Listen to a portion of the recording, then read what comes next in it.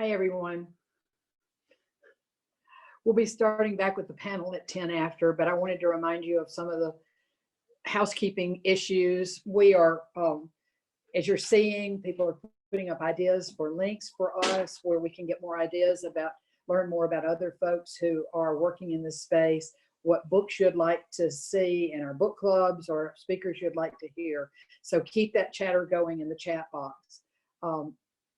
Also, the links for registering for the conversations with Eve Poole and Ross Baird and David Robinson Sr. and Jr. are going to be there. One other thing, when you registered for this webinar, you got an invitation to join our newsletter from MailChimp, and we want you to do that so we can stay in touch with you. So if you don't mind, reply to that and confirm that you would like to receive the newsletter. One of the main perks I get out of this job is being able to learn something new and be reminded of some of the core things I care about every time I go to work like this. So thank you, Jed and Edgar. Thank you particularly for telling the origins of your faith stories and the origins of the land you're speaking from. Also to Jed in referencing St. Francis and the connections that St. Francis made for us between the earth and the church when he heard God tell him to rebuild the church. And Edgar, for your reminding us of that circular relationship we have with God and with others and ourselves, which is always a deep and growing place to be. I'm located in North Carolina, just outside of Asheville in Swannanoa, on land that was originally belonged to the Katua Cherokee. We purchased this land 10 years ago from the family who took it in the 1930s from the indigenous people who had been here forever. As Jed says, it's hard to own that ugly, but it's true. This, of course, brings us all full circle, asking all those questions of who owns what anyway, and where is God in all of us?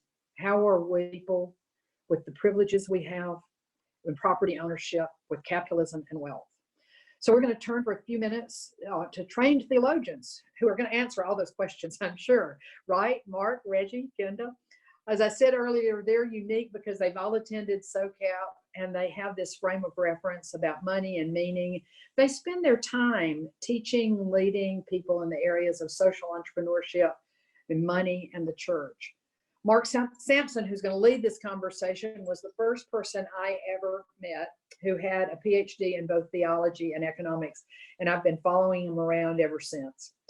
He and his colleagues at Matrushka House in England and now at Rooted Good here in the US have been movers and shakers in this space for a decade. I'm going to ask him to say a bit more about his work and introduce more fully our other panelists, Kenda Creasy-Dean and Reginald Blunt. So Mark, if you would take it. Thank you so much, Rosalie. That's very kind of you to say that. Yes, so my name is Mark Sampson. I'm the director of Rooted Good, along with two other colleagues who I think are also on this call. And yes, I'm also a sort of part-time theologian, I guess, as well. And as you probably can tell from my accent, I am from Britain. And I moved, my dwelling place is now in Michigan and of the last couple of months. So I'm kind of experiencing all of this, parts of these conversations in a new way and being rooted in this land. And I'm encouraged by Jed's admonition to own the ugly. I think being a white British male might sort of be the ticket on that. And so I'm just acknowledging that at the beginning of this conversation. And yeah, I'm really excited by this. Part of what I'm going to be doing over the next few months and years, hopefully, is going to be curating some of the economic theologies aspect of this faith and finance conversation. And we're really interested in how this is going to develop. And we're just so delighted with the tone and the content of this opening discussion. So I really want to thank Edgar and Jed for that. I believe that you guys have modeled how we like this conversation to continue, that you've both wrestling with systemic and structural issues about, our current economic systems and capitalism, but also the injustices in our institutions. But you've done that also in a deeply personal way. And I just really want to thank you for that. And it means a lot to me, and it means a lot to all of us that you've brought yourselves fully into this conversation. And we just want this to be a space that continues to do that, where we can be wrestling with the systemic and the structural, but also recognize that's always deeply connected to the personal and our own journeys. And I want to thank you for how you've had the conversation, but also I think you've pointed the way for us from where we need to begin as well. And Edgar, I just really want to thank you for showing us that we've got to be really honest about the starting points of these conversations. And your honesty around the wealth and where wealth comes from, and the deep injustices in that story, and that if our starting point is not grief and lament, then are we ever going to get where we need to go, both personally and in terms of the conversation? And I think I'm a Christian theologian, and I think particularly for those of us from the Christian tradition need to pause and stop and acknowledge not just that we've been silent around these issues for many years, but that we've been complicit and we've been proactive in these injustices and inequities surrounding economics and wealth and money. And of course, the irony and the tragic irony of that is that there's immense resources in the Bible and in the Christian tradition that speak of a radical alternative to what we've been complicit in. And of course, there's also a massive diversity of Christian communities and Christian traditions. And whilst my own has been complicit, there's been others that have, in the monastic communities, in African American and in other communities, which has had a different economic narrative and a different understanding of all of these things. And so in the Christian tradition, there's this tension of what's our starting point. And I think, thank you for acknowledging the significance of the grief and lament for where things have come from.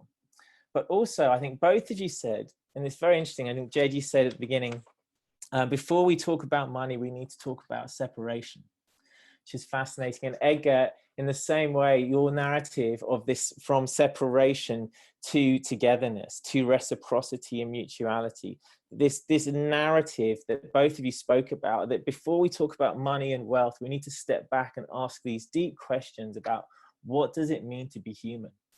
And I love that, Jed, in your book, The Purpose of Capital, you genuinely go back to the beginning. Like you say, okay, we're going to have to start at the very beginning to unpick this understanding of how capital has come to function in the way it has today, and therefore how we might reimagine it. And Edgar, your phrase, all my relations, being this wonderful sort of shorthand for the integrated, holistic picture that both of you point towards in your work, and this move from separation to this. And I think there's such rich framing, resources, ways of thinking, imagination in that to help us frame our sort of theological response. So how might we, from faith traditions and faith communities, with this kind of theologic, God thinking, I guess, and understanding who God is and what God has done in the world, how might we reform personally our own economics, and as practitioners around innovation, what we create in the world, but also the systems and structures of the economics in which we function. So I am delighted to pass over this conversation to Kenda. And Kenda, before you respond, I invite you to respond as you'd like to Jed and Edgar's work and what they spoke so eloquently about earlier. I'd invite you to just say a little bit about yourself and what you're currently doing, where you are, and how you sort of interact with this conversation. Kenda. Yeah, thank you. And thank you to all of the people who are giving up voluntarily hours of their day to be on Zoom some more. So my name is Kenda Creasy-Dean. I teach in practical theology and education at Princeton Theological Seminary. I teach things like youth ministry and spiritual formation and social innovation. At Princeton Seminary, I mean, I think my take-home phrase from this whole conversation might be "own your ugly." And I'm aware with this conversation that we also sit on land originally owned by the Lenape tribal nations, and our current owning of the ugly at Princeton Seminary has been to come to grips with a slavery audit that was recently completed. So there's a lot of that that has economic impact here at the seminary too, how we deploy resources as a result of all of that. I was thinking this whole conversation, which I'm so grateful for. I've been convinced in the last decade, I guess, that churches and our whole economic model is, in need of an alternative. And it's hard to think about ministry without thinking about social innovation. And so that landed me at SOCAP, which landed me in conversations with the people on this call. But it's kind of a whole meta reflection on Isaiah 55 too. Why do you spend your money on that which is not bread? Why do you labor for those on that doesn't satisfy? And the tension between that and in Deuteronomy, I've set before you life and death, blessing and cursing, therefore choose life so that you and your children may live. And, churches like wealth itself, we've let ourselves believe that there's a lot of things that we spend money on that's bread, that's not. In a lot of cases, it's actually toxic. So what happens is we wind up thinking that we're choosing life when it's becoming increasingly obvious that, in fact, the opposite is true. We're investing in sawdust, not in nourishment. And how do we get people to tell the difference, right? We have to somehow allow them to experience what real bread tastes like. And I think that's in some ways what both of your books allow us to get a glimpse of. So both Reggie and I actually come from Methodist backgrounds, and one of the things that you hear about John Wesley saying when you are in a Methodist seminary is, it comes out every year during stewardship campaigns, that Wesley said, earn all that you can, save all that you can, so that you can give all that you can. And that sounds like bread on the surface, and it probably was that in the 18th century. And the story that came to mind when I was thinking about this, you probably read about this a few years back. There was a kid at Princeton University who, he was a philosophy major. He was like the star student of the philosophy department. He had a chance to study philosophy in Oxford after he graduated. He turned it down in order to work at a trading firm on Wall Street. And the reason was, he said, if I can take a high-paying job in finance, I can donate more to charity. And sure enough, he did that. As a 22-year-old, he was giving $100,000 a year to charity. His goal was to give away half of his income in his lifetime. There have been others who have done this. The philosophical name for this is effective altruism. And so it looks like bread, right? It looks like it would be a life-giving path. It looks like it's choosing life. The earning to give movement, it was called, where you deliberately chose a high-paying career to maximize what you could give to charity. But it doesn't translate as naturally as we might think, right? Because it doesn't take into account, for example, who's being abused in order to do the labor that maximizes those earnings, right? What is the ethics or the nature of the business model that underlies finance capital? Is giving money away better than allowing people to do meaningful work that sustains them and honors them? So I appreciate a lot what both of you have done in various ways to present capital as an imagination shifting lever. What if is a central category for both of you. And I have been captivated by the fact that Jed created a musical called What If in order to promote the thesis of his book. And Edgar, your idea of a free imagination is necessary for healing and purpose is a massive way of thinking about that. What if wealth is used to heal and connect and restore? What if stewardship really isn't about money or what it takes for institutional survival, but impact on human flourishing? What if that's how we thought about stewardship campaigns? What if it's more theologically responsible for the church to shift our economic practices and allow people to create their futures instead of getting really good at charity, which may or may not empower people? What if the church had an alternative imagination about money? I appreciated, Mark, you're mentioning that there have been alternative Christian communities throughout history that have done that, like the monasteries. So anyway, we were asked to talk about opportunities and challenges. I'll just list a few that I heard in both of your remarks that were important for me. The opportunities, I kind of zeroed in on the action steps that someone was mentioning in the chat. The action steps that come to mind immediately are, number one, practices of restraint. I was part of a clergy group once where the theme was enough is plenty, in order to share resources of inequitable compensation. Practicing restraint is part of what Christian communities have learned to do. I noticed that Jed quoted in his book Martin Luther King saying that our scientific power has outrun our spiritual power, which means just because we can doesn't mean we should. So practices of restraint, like Sabbath, which was mentioned earlier, to stop, take a step back, stop producing. That's not what we're made for. What we're made for is a new way of being. Anyway, the practices of restraint were the first place my imagination went. The second place was the importance of theological reflection in this conversation. Both of you guys were deeply articulate about how the ties to your own personal faith identity have kind of undergirded where you come out in this conversation. And it's that theological reflection that allows us to make this shift in imagination. It's what allows us to own our ugly, because after all, our wholeness doesn't reside in us anyway, it resides in Christ. The third practice was, how do we use money for healing? Edgar, your idea of the money of medicine is so captivating. What happens if Christian communities began to think about bringing together their resources in order to be medicine for others?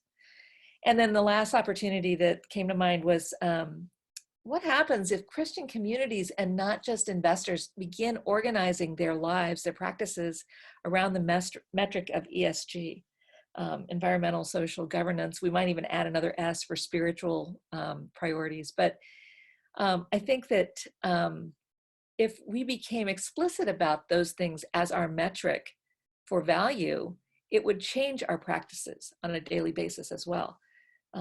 So those were the opportunities that came to mind. I also, of course, had, I was feeling really challenged in other ways. And I'll list 5 of the ways that will live with me after this call. One challenge is, what does it mean to live within the framework of abundance rather than scarcity? And what does it mean to try to help people live abundant lives if our neighbor is not experiencing abundance? So I think Christian witnesses would say it's impossible to do that. When one part of the body suffers, we all suffer. So how do we move towards abundance while recognizing and participating in the suffering of our neighbor? The second challenge was the idea that money is not something we do to each other, that what we want to do is kind of liberate people's imaginations. I think Edgar said that. But I've got to say, I've worked with a bunch of churches over the last several years on a number of grants, and churches are terrible at having new imaginations, particularly around money. One of the things I've learned is how badly we are in terms as Christian communities at understanding, using, and accounting for money. Our assumption, somehow we revert to the least spiritual part of our identities when it comes to that topic. And it's particularly obvious when it comes to trying to imagine thinking about money in new ways. The third challenge for me is, what do we do with capitalism? I mean, late consumer finance capitalism in particular, the kind of capitalism that we have right now. What do we do with theologically with the impulse that we want to do well while doing good, which undergirds a lot of social entrepreneurship? I don't think that's really what the movement is about, and I don't hear that in either of your conversations. But I think it's a real question that rank and file Christians have. What do we do with the fact that we live and function within an economic system that has some real liabilities built into it, or at least the way we've experienced it does? The fourth is, how do we how do we get Christian communities to practice detachment? And what I mean by that is to be able to simply hold resources as gifts rather than as possessions. That means we can relinquish it, we can release it. There's a sacrificial part of the Christian story that has to reframe what abundance looked like. Abundance doesn't mean we get to keep a lot more stuff. Abundance means that we don't have to hold it so tightly. And the last thing, I'm really challenged by the idea of moving bulk capital into communities of color. But of course, that presumes that we can also relinquish our need for others to use capital the way we want them to. And how do we begin to risk that? I'll close for now and turn it over to Reggie. Yes, Reggie, thank you so much, Kenda. That was fantastic. Really appreciate that. Yeah, Reggie, if you could start by sort of introducing yourself and what you're up to, and and then respond to Jed and Edgar. That'd be great. Thank you. Well, let me thank everyone who has made it possible for me to be a part of this awesome conversation. Thanks to Jed and Edgar for what they have shared with us, and great to be as part of this response panel with Mark and Kenda. I am Reggie Blunt. I'm on the faculty of Garrett Evangelical Theological Seminary in Evanston, Illinois, and I teach also in the area of practical theology, particularly Christian education, youth and young adult ministry, and also been doing some work around congregational leadership, of which the whole notion of stewardship and institutional development has been a part of my work, and which has drawn me into these kinds of conversations. I'm also the senior pastor of Arnett Chapel, African Methodist Episcopal Church on the south side of Chicago, in a community that has not had the benefit of equitable treatment. And so I live and work directly in some of these spaces that we are speaking about. Again, I'm grateful for this opportunity to be a part of this conversation. And again, thanks to Edgar and Jed for their sharing. And I'm probably going to be dittoing and repeating much of what's already been said, but maybe I might say it in a different way for folk to be able to capture what's already been shared. I came across this quote that said, behind every economic theory, there has to be an anthropology. Behind every economic theory, there has to be an anthropology. And what I read and what I have heard from Jed and Edgar is really that. Before we even get to the conversation, before we even get to talking about capital, it really is, what's our anthropology? And I think you said it, Mark, what does it mean to be human? What does it mean? How do we even see other parts of humanity? Jed talked about the need to talk about separation of self from others before we talk about capital, and Edgar talked about how do we see other human beings and about the fact that we are all interconnected. And so it leaves for me that though we have lifted up and know the challenges of capitalism, capitalism may not necessarily be our problem. Anthropology is. And I think that when we have these conversations, we tend to gloss over a need to have a real conversation about the value of all humanity.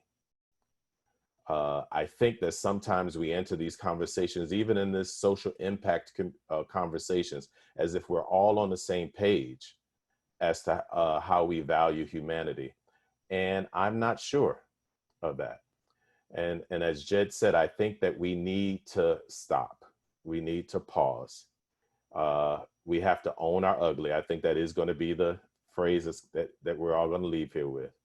We have to own our ugly and begin to have some real conversation about how do we truly understand and value humanity. And so from a theological standpoint, that is saying that we have to wrestle with our own theological anthropology. And so I'll just give mine quickly and offer it up for discussion for others to chime in. But simply, I do believe we're made in the image of God. I do believe that all humanity has sacred worth. And when I think about being made in the image of God, I believe that what that says is that all humanity possesses various characteristics of God. And the ones that I believe that we primarily possess is the ability, the power to love, the power to create, and the power to heal. Power to love, power to create, and power to heal. And part of that notion also is that the belief that God doesn't have a hierarchy. But I think what ends up happening, and this is where I think our faith communities need to own their ugly, is that our practice of our faith often demonstrate that God does have a hierarchy. Racial, gender, sexuality, this belief that God has a hierarchy, that there's one group of folk that God sees that is better than the other. And we live that out in our various practices as we engage in various systems that we operate in. And so I think that it's hard to really talk about and live out issues of equity and inclusion, or to talk about equitable practices if our anthropology hinders us, if our theological anthropology hinders us. I think about the denomination that I'm a part of, the African Methodist Episcopal Church. For many of you who may or may not know about the AME Church, we are the first denomination to be founded on American soil. Our founding took place in the city of Philadelphia during the times of the United States coming into its own, and right during the formation of the country.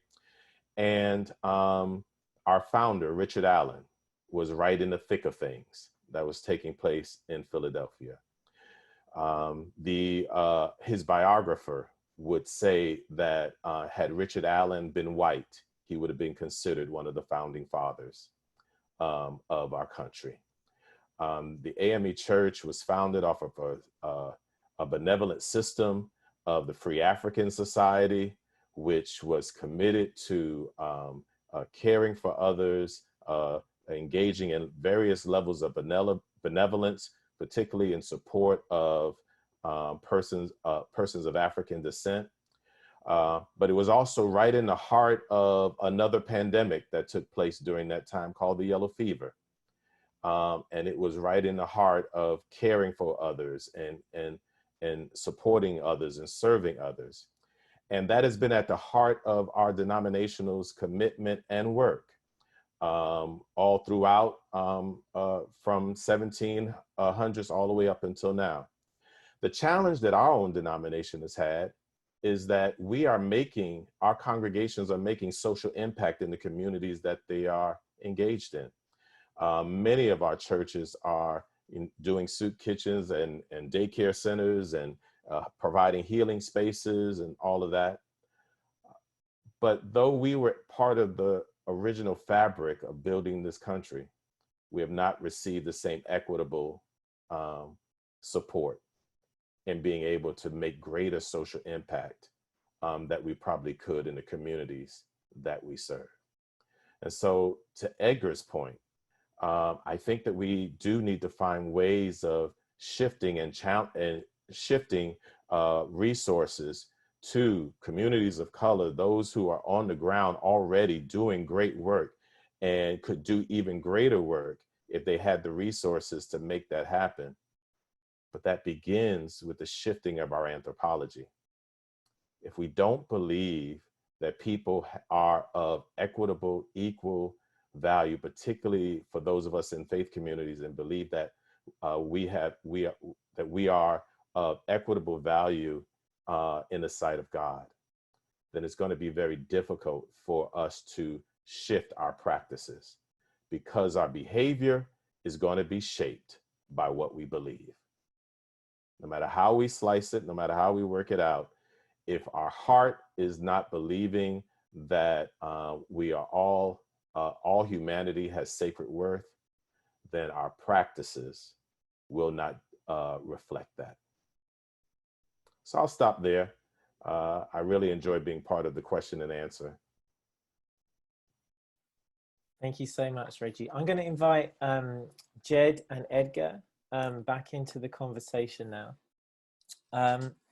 And yeah, we've heard some fascinating responses there from Kenda and Reggie, and I just would like, to hear you guys respond to anything that you heard there that you want, that sparked something in your mind that you want to respond to, or challenge, or anything like that would be fantastic. So I don't know which one of you like to go first. I think Jeff, I'll defer to Edgar.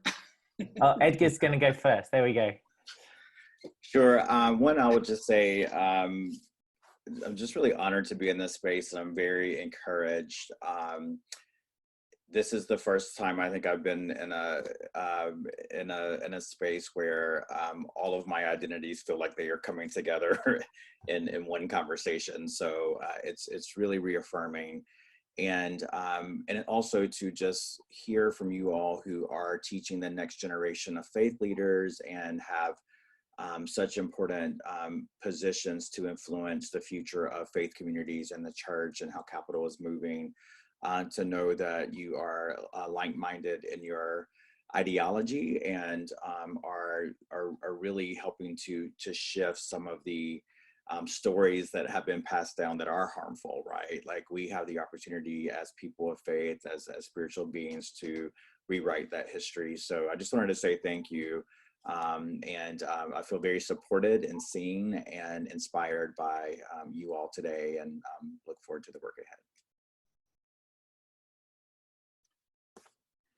Thank you so much, Edgar. That's really nice.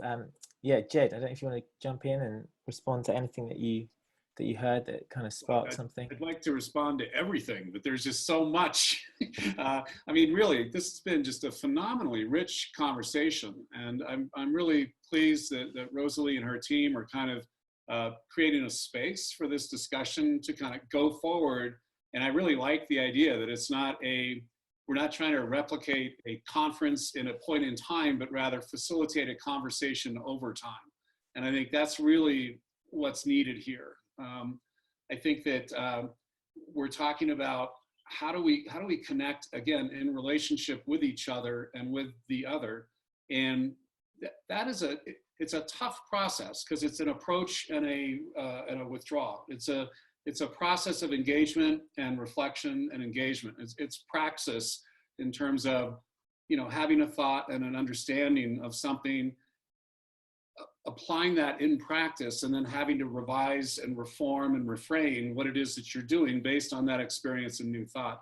I think that one of the things that I take away from this is really an affirmation of this relational nature of self and being, if you will, and that it manifests at so many different levels. I mean, we could spend all day talking about it, from the discussion about the work of the church in the inner city that's been going on for decades, and what that means as really the place of wisdom around how to do this work in community, or thinking about, for each of us individually, what are the educational and other experiences that we need to have. I'm thinking about Darren Dodson, who brings together asset owners and investors in essence a fund of funds, and then collaborates with the Impact Journey, which brings folks together from a diversity of backgrounds to have very, very tough conversations about perspective and capital and community with folks who don't normally get to interact. And I think that that's what we need to try to focus on, is how do we have some conversations with people who normally don't see each other, and so they don't hear each other, and so they don't see each other. And I think it's really in the process of hearing and engaging that you see people in different ways, and that you see opportunities differently. And so I think that's really part of the opportunity we have. And it's challenging, because you kind of, you dance with them that brought you, right? So it's kind of like figuring out who are the people that I don't know that I need to know? What are the communities that I need to be hearing from that aren't even registering for me? I mean, this is part of the, the grand challenge and the grand opportunity is to really challenge ourselves to seek out those conversations, those actors, that engagement in a way that we may not naturally do. And that I think really makes it less comfortable for us because we have to go into areas in our own selves that we don't necessarily have to explore or challenge on a regular basis.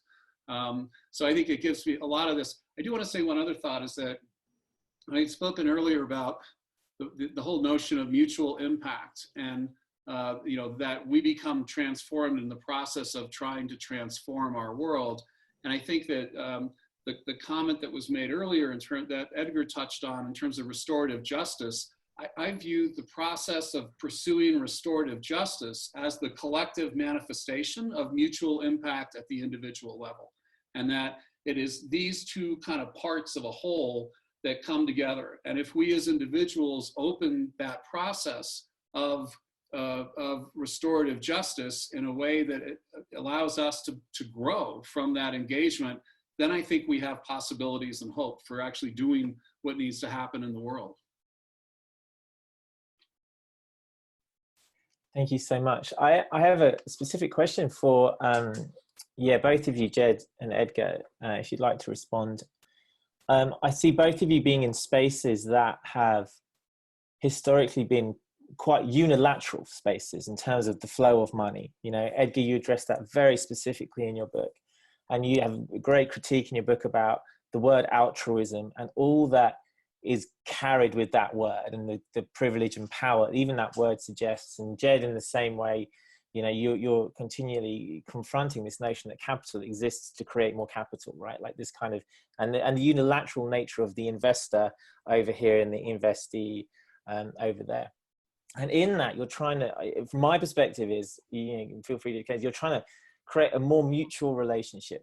And it's like, Jed, your idea of mutual impact, the idea the investor can be transformed as much as the investee, and Edgar, your reflections on reciprocity. And so I think some of my work around economics and theology, it comes to a very similar place of trying to rediscover, I guess, an economics of mutuality. That actually maybe Adam Smith was wrong. He famously said it's not the love of the neighbor that motivates the baker and the candlestick maker and all this, but it's their self-interest, And he set in motion this notion of self-interest at the root of all economic behavior. And I feel that both of you are somewhat prophets of mutuality in that you're calling us to actually this question, which Reggie identified, is, well, what if Adam Smith was wrong? What if to be human is not to be self-interested as your starting point? I'd love to know, I'd love to hear a bit about your story about how, can you remember when this notion of mutuality or this exploration started taking place in you? And to unpack a little bit of that, Edgar, I'd love to hear about, I read in your book about your increasing awareness about your being a Native American and what that meant for you and that kind of journey there. And Jed, if you want to reflect on that as well, that would be sort of fantastic. Thank you. Sure. I mean, I think for me, it came pretty early on as I started in my career in philanthropy at a pretty young age. I was 28 years old, a program officer at a pretty large foundation with a significant portfolio that was mostly investing in white-led institutional kind of organizations, universities, healthcare systems, those types. And as I got out of the ivory tower, out of the office into the community to really explore who else was doing work to shift the needle. And at that time I was working in a health-focused organization. What other ways were folks in my community, what strategies or what were they doing to shift the quality of health in communities. And although university research and healthcare systems absolutely had a role, there were a lot of other ways that people were implementing programs at the community level that have been invisible to the foundation. So I felt like I was caught in this place of like, yes, we need to give money to support those programs, but yet those very programs have so much to teach us. Like we might be getting it wrong, or we might have only half of the answer here. And, you know, so, and that's where I also begin to see the resistance of bringing that wisdom that wasn't from a place where the organizations typically tap for expertise, you know. And so, you know, I think I started working in my career in an institution that was very much the charity model of philanthropy, and really this idea of altruism that I actually think is potentially harmful. I think the idea of altruism is a fundamental reflection of this separation paradigm, us versus them, or us needing to help them, and it's quite linear, as you said, like one direction. Versus the native worldview, which shifts from altruism to reciprocity, understanding that there is a fundamental interconnection.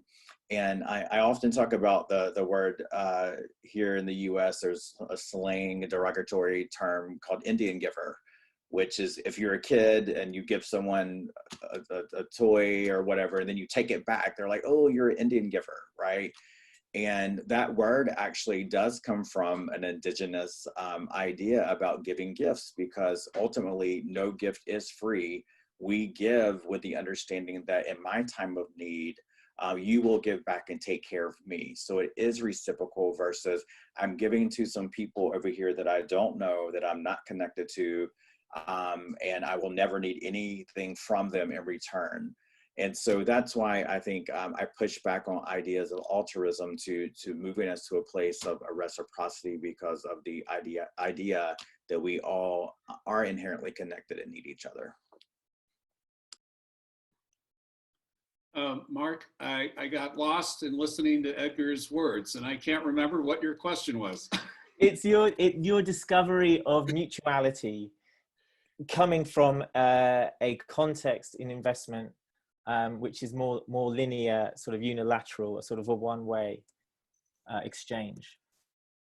So I think that my background is all in community work and youth development and advocacy. And I reached a point, I was the founding director of Larkin Street Youth Center in San Francisco. And from that experience, I kind of woke up at 29 and really felt like the whole thing was just phenomenally full of shit.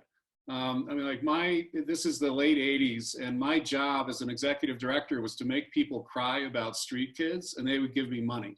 And so the whole transaction was based on what I thought of as politics, perception, and persuasion, but not performance.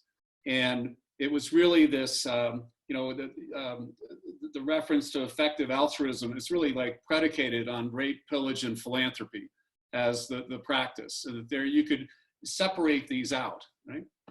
And I just reached a place where I was just kind of like, it had really had a negative effect on my own psyche, because all I wanted to do since I was a kid was change the world and be a part of the nonprofit sector and create positive community and all these great things. And I realized that I had become part of this poverty industry in some ways, and that, you know, our services were not compensated based on transformed lives, but by numbers of kids served. And it just seemed wrong on just so many levels. And the whole thing was wrong. And so I think that my idea of the mutuality piece comes from that background, where we used to always say that volunteers always get a lot more out of the volunteer experience than the people that they're volunteering to serve, right? And I think that in my work with families, and ultra high net worth folks, helping them reflect on some of these issues and themes, we get trapped by the roles, and the wealth, it is never enough, and it's almost always too much. And so I think that the trick is, how do we even open ourselves up to that idea that we are being affected in this process? We're trapped in this process. And in fact, the purpose of capital, to my mind, is fundamentally to function as a fuel for freedom. and a fuel for liberation and a fuel for justice and to drive us forward. And that's really what we have the possibilities to pursue. And the great thing is there's no real answer for like what that looks like. That shifts and changes in the context of how it is brought forward by different shareholders and stakeholders engaging in these tough conversations. And so the mutuality piece is all about being and becoming. It's all about this process for all of us. And so I think that's how it started resonating for me pretty early on as part of my exploration. Oh, thank you so much, both Edgar and Jed. And that's really rich. And I think it's a fantastic way of kicking off this conversation and exploring some of the theological context and contours of this as well. And we just really appreciate that. I'm going to turn over to Rosalie. And we're all very grateful, Rosalie, for you kicking this off, as you've kicked many things off before, and we hope you kick many things off in the future. Thank you so much for enabling us all to have this really rich and transformative conversation. Thank you, Mark, and thank you, Jed and Edgar and Kenda and Sarah and Reggie. This has been an amazing conversation. I'm sorry we haven't been able to get to all the questions. There are lots and lots of questions. Great conversation going on in the chat thread. The thing for me was during all of this was hearing the feedback from many of you that you had been longing for, or maybe even longing for and not even knowing you wanted this conversation, but bringing a conversation you could bring your whole self to. And I'm just really thrilled that we were able to have this conversation, and for me to find out that I was not alone in wanting this conversation. So thank you all for that. Just a reminder that on June the 3rd, we will be having this conversation with Eve Poole, and Mark Sampson has had the opportunity to work with her in the past, and it has introduced me to her. And I feel like when I started reading her work that I was shocked that there was somebody writing about the things that I had been thinking about. It was like, wow. And we're thrilled that she's going to be with us. And then Ross Baird, I have been his fan since the day I met him in the work that he's done with Village Capital and around the world. And then to also get to have David Robinson Jr. and David Robinson Sr. in that conversation is going to be great. That's on June the 12th. So look for links and ways to register for that. And thank you all so much for your participation in this.